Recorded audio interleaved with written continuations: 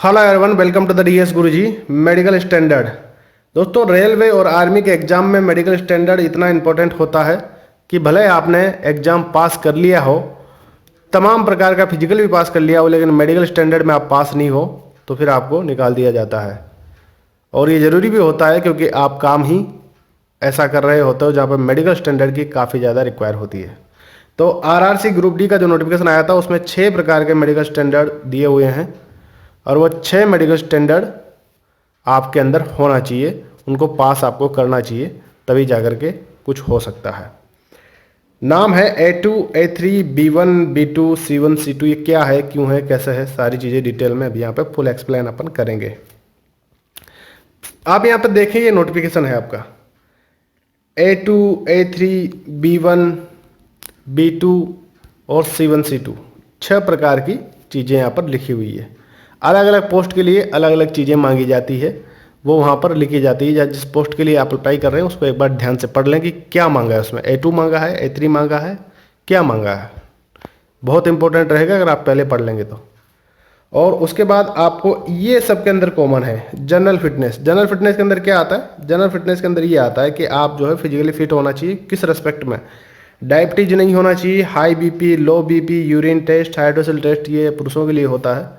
ये टेस्ट आप करवाएं और इसमें कोई भी गड़बड़ी नहीं आना चाहिए, तब आप जनरली फिट माने जाते हैं। अगर ये है तो फिर तो छोड़ दीजिए, क्योंकि ये तो सब में मांगा गया है। उसके बाद दूसरी जो चीज़ रेलवे मांगता है वो ये होता है विजुअल एक्यूटी। ये क्या होती है भाई?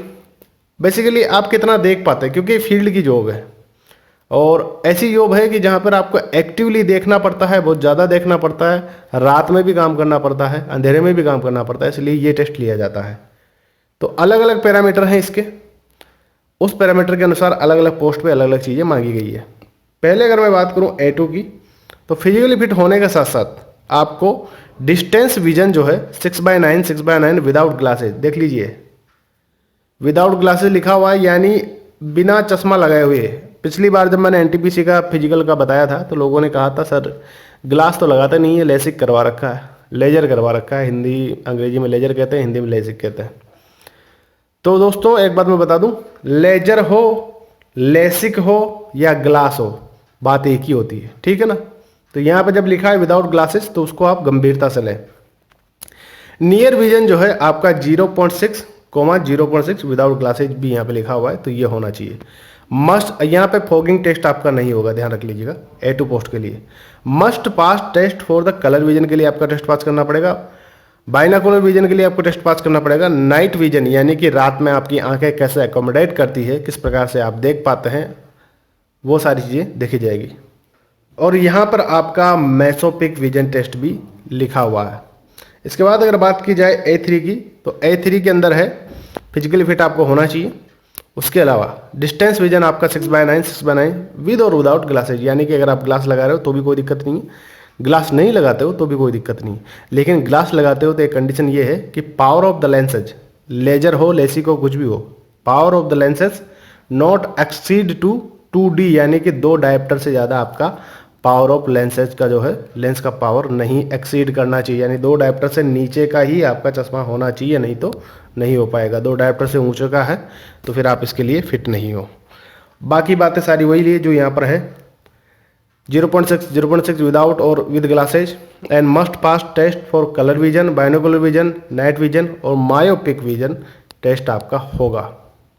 आगे चलते हैं। B1 जो आपका स्टैंडर्ड है वो ये है, डिस्टेंस विजन आपको 6/9 और 6/12 का मांगा है विद और without glasses. Power of the lens जो है आपका वो 2D पहले इसमें था दूसरे वाले में, लेकिन अब जो है 4D तक एक्सीड कर दिया गया, यानी कि 4 डायप्टर तक का भी आपने चश्मा लगा रखा है या लेसिक करवा रखा है, लेजर करवा रखा है, कोई दिक्कत नहीं है। 4 से ऊपर है दिक्कत होगी। नियर विजन, डिस्टेंस विजन यहाँ पे मांगा गया है 6/9, 6/12, जो भी काफ़ी ज़्यादा सहूलियत वाला ही है। नियर विजन की बात करूँ तो नियर विजन सेम ही है सब में, 0.6 विदाउट ग्लासेज, विद ग्लासेज। यहाँ पर विदाउट ग्लासेज ही मांगा था, यहाँ पे विद ग्लासेज भी मांग लिया है दोनों में, ठीक है। तो जैसे जैसे नीचे जाते जा रहे हैं, जैसे जैसे थोड़ा थोड़ा आसानी होती जा रही है, ठीक है ना। आगे अगर बात की जाए, चौथे नंबर पे आता है B2। B2 में फिजिकली फिट के साथ आपको 6/9, 6/12 विद और विदाउट ग्लासेज है। यहाँ भी 4 डायप्टर तक ही आपका लेंस की पावर होनी चाहिए, ज़्यादा होगा तो नहीं होगा। उसके साथ साथ नियर विजन जो आपका 0.6 विदाउट और विद ग्लासेज। रीडिंग और close work is required. Close work आप कर सकते हैं नहीं कर सकते हैं, रीडिंग कर सकते हैं नहीं कर सकते, इसका टेस्ट होगा। Must pass test for binocular vision, ये भी आपको रिक्वायर होगा। तो आप रीडिंग कर सकते हैं नहीं कर सकते हैं, ये भी थोड़ा ठीक ठाक ही है, कोई खास इसमें है नहीं, क्योंकि 4 डायप्टर तक का चश्मा भी हो तो भी चलेगा, कोई दिक्कत नहीं होगा। आगे बात की जाए C1 के लिए फिजिकली फिटनेस के साथ साथ आपको 6/12 व 6/18 विद और विदाउट ग्लासेज। यहाँ पर कुछ नहीं लिखा कितने नंबर का पावर का चश्मा होना चाहिए, कुछ नहीं लिखा, यानी कि चश्मा लग रहा है भले कितने भी नंबर का लग रहा हो तो भी चलेगा, सबसे ईजी। और नियर विजन आपका 0.6 सेम ही है, विद और विदाउट ग्लासेज यहाँ पर लिखा है। रीडिंग, क्लोज रीडिंग और वर्क रिक्वायर्ड होगा आपके लिए, भला आप क्लोज रीड कर सकते हैं, वर्क कर सकते हैं बंद कमरे में, कोई दिक्कत नहीं होना चाहिए, ये सारी चीज़ें होगी। अगला आता है C2 6 नंबर पे, ये सबसे ईजी वाला होता है। डिस्टेंस विजन आपका होता है 6/12 नील और विदाउट ग्लासेज, यानी कि डिस्टेंस विजन में भी कोई खास चीज़ यहाँ पे मांगी नहीं गई है। विदाउट ग्लासेज हो गए तो भी चलेगा, विद होगा तो भी चलेगा। नियर विजन आपका 0.6 है, कंबाइन विद और विदाउट ग्लासेज। वेयर रीडिंग और क्लोज वर्क रिक्वायर्ड, मतलब आप पढ़ सकते हो, क्लोज वर्क कर सकते हो, ये रिक्वायर्ड है। तो आप देख लीजिए किस कैटेगरी में आप आते हैं, क्या चीज़ आप कर सकते हैं, आपको ये देना पड़ेगा मेडिकल सर्टिफिकेट, तभी आपका आगे प्रोसेस बढ़ पाएगा, वरना दिक्कत हो सकती है। तो ध्यान रखिएगा, फॉर्म अभी लगा ही नहीं होगा किसी ने, आज स्टार्ट कर रहे हैं, तो आज ध्यान से देख लीजिएगा कौन से पोस्ट के लिए क्या मांगा है, आपने क्या जो है आपके अंदर फिट बैठता है। Thank you.